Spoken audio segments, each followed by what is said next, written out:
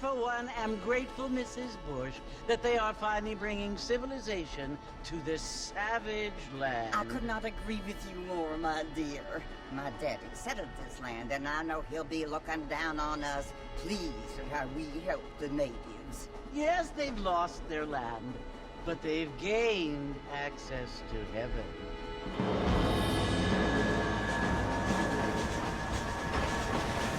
But Father, do you mean unless an innocent receives communion, they're destined to go to hell? That hardly seems fair. What I mean to say, Jenny, is that there is a great deal of difference between an innocent and a savage. I never thought of it that way. Yes, they lived like animals, but they're happier now.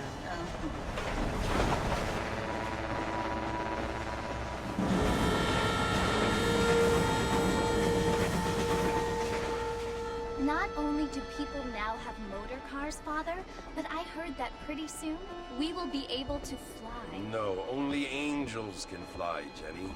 No, apparently people can fly. Didn't you hear? Out in Kansas, a man even got a car to fly. I hardly think so, Jenny.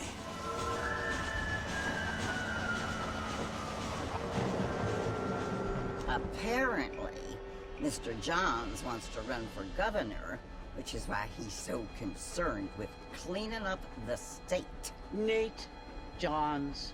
Yes. His family is nothing but hillbilly trash that came here after the war.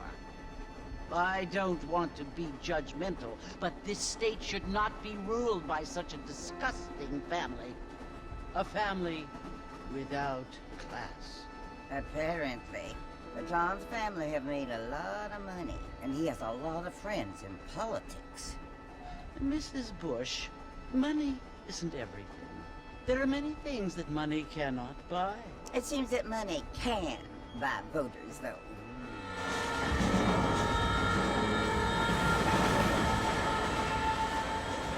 What you must remember, my dear, is that we have been brought here to spread the word. And the word and civilization, they are the same thing. They are the gifts. It is the opportunity we have, the chance to live among people who are decent and who do not kill each other. And who let you worship in peace. It's so confusing, Father. Sometimes I find it impossible to make the distinction between a loving act and a hateful one. I mean, they often seem to be the same thing. Yes, Jenny, it is confusing. But you only have to ask me if you need help. Indeed. Well, here we are, Mrs. Bush. Armadillo.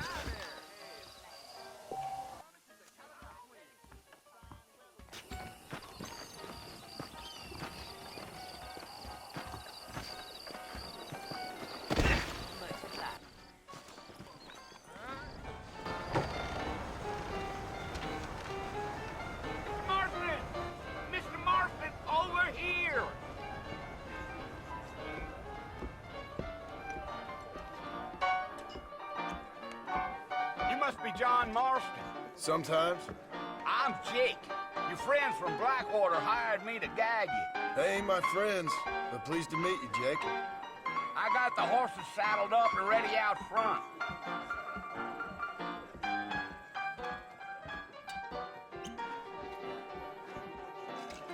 You know, hold with your gossip.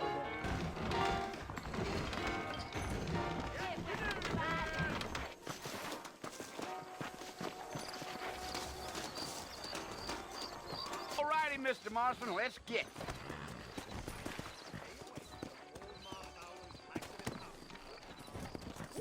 I ain't much of a fella for gossip. Take it slow on the way out of town. No need to kick up a lot of dust.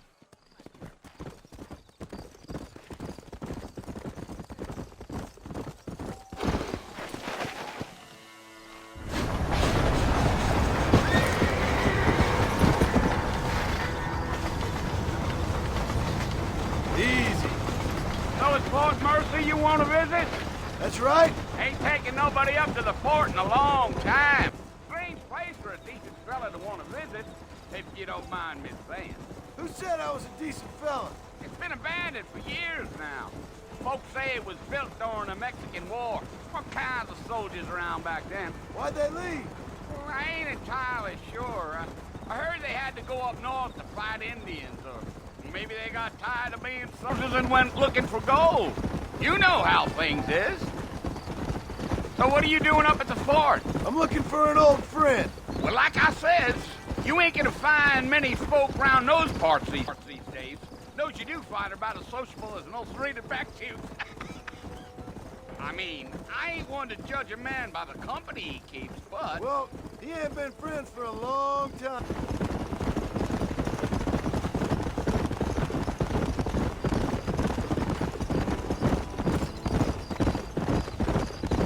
Are you planning on spending any time in Armadillo, Mr. Marston? I doubt it. I ain't planning on staying very long. Well, if you're fixing for some female company, you can do a lot worse than Armadillo. Fine as cream gravy they are. Not like Thieves' Landing. Dang, those girls ain't even fit for a drinking man to hole up with. I'm a married man, I'm afraid. Ain't we all?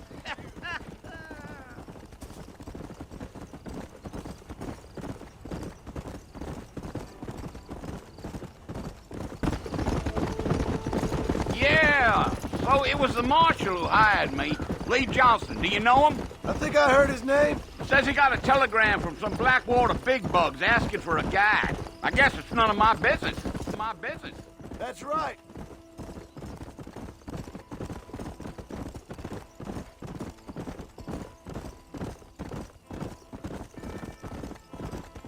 You ain't very talkative, are you? Nope. I'm just chewing the dog, mister. It's how I am. I don't mean nothing by it. Trust me. There's things you're better off not knowing. Come on. I'll tell you, Mr. Marston, what a waste of good meat. Not far now. You'll see the fort when you get to the top of this hill.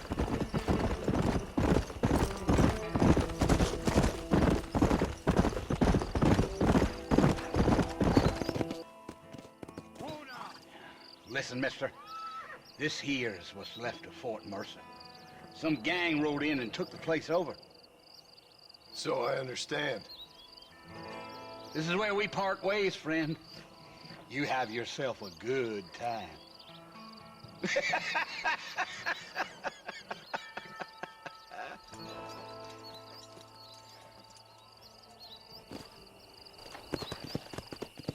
Come on.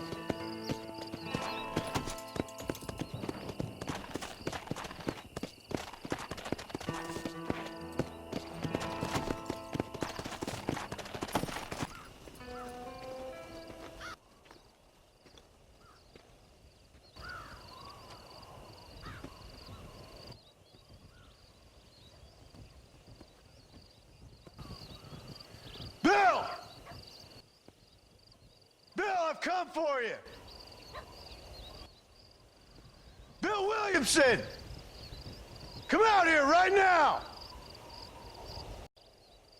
Go away now, John. Don't make me kill you. Nobody needs to kill anyone, Bill. You must think I was born yesterday. You always did think I was an idiot. That ain't fair, Bill. You were as my brother. I've come to try to save you. Oh. Do I look like I need saving? Bill, please. They want to kill us all. I can help you. Well, you never tried to save me before. You only seemed to save yourself. Bill, I implore you think about this. You implore me? You implore me. You always were one for fancy words. Oh. Well, things are different now, John. Now I'm in charge! much. And no more you. Implores. I implores you to go back and tell them to send someone just a little bit more impressive next time. Well? Oh. Poor John.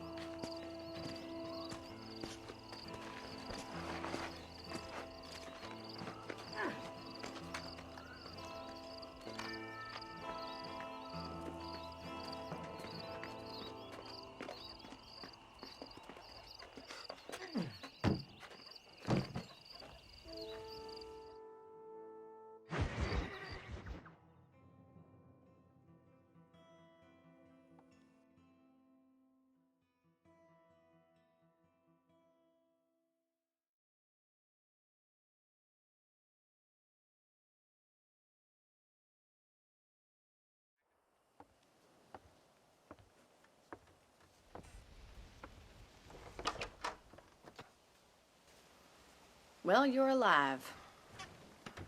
So it would seem. So, how do you feel? I don't know the polite word for it. I do. Stupid is the word we use around here. What were you doing? I was doing something stupid. Well, you'll be okay. Once you didn't die, the doctor said you'd be fine. He got the bullets out a couple days ago. Good. It cost us $15. I'm sorry, madam. You should have left me there to die. Did you want to die? I mean, was that it? Was that why you went straight out to Fort Mercer and picked a fight with the worst bandit in the county? To die, Mr. Mr. Marston. John Marston. Bonnie McFarland. Miss Bonnie McFarland. Well, you may be right, Miss McFarland. I don't know. Huh. So what were you doing? I was trying to give Mr. Williamson a chance. For old time's sake. You know Bill Williamson? Knew him.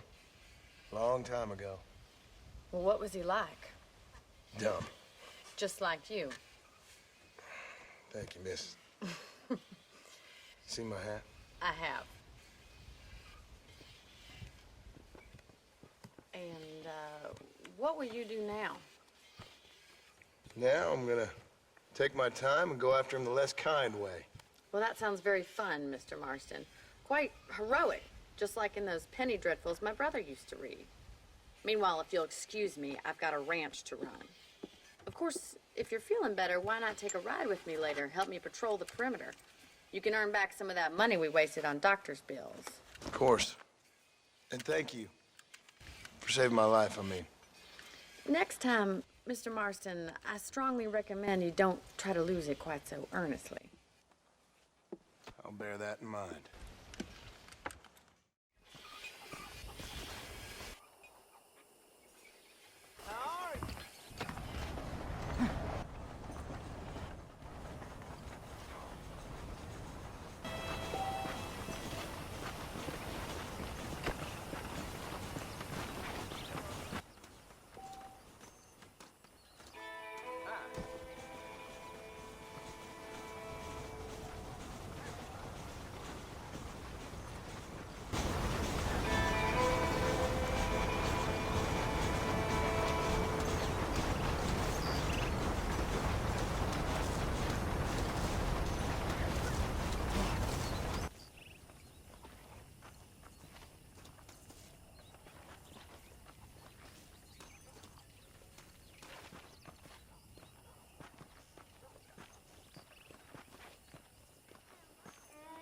Mr. Marston, back in the land of the living, I see. Figured it's about time I started paying back that $15. Well, no, sure can use an extra pair of hands around here. Let's see if we can get you back in the saddle.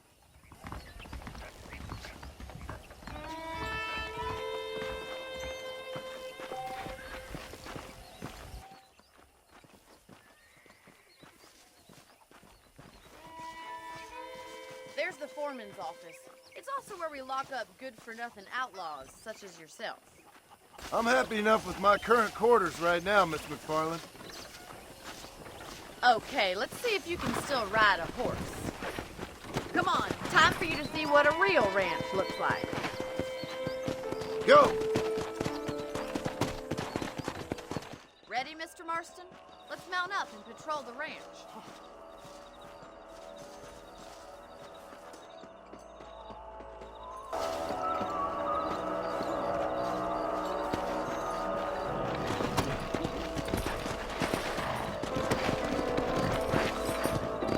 Right, follow me. Keep your eyes peeled for anything suspicious.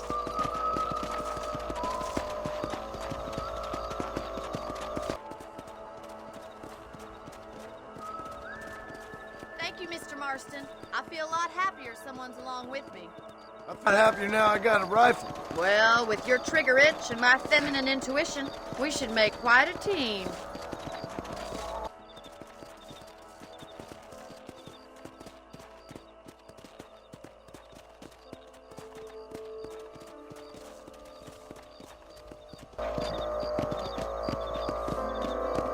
God damn it, these rabbits are at it again.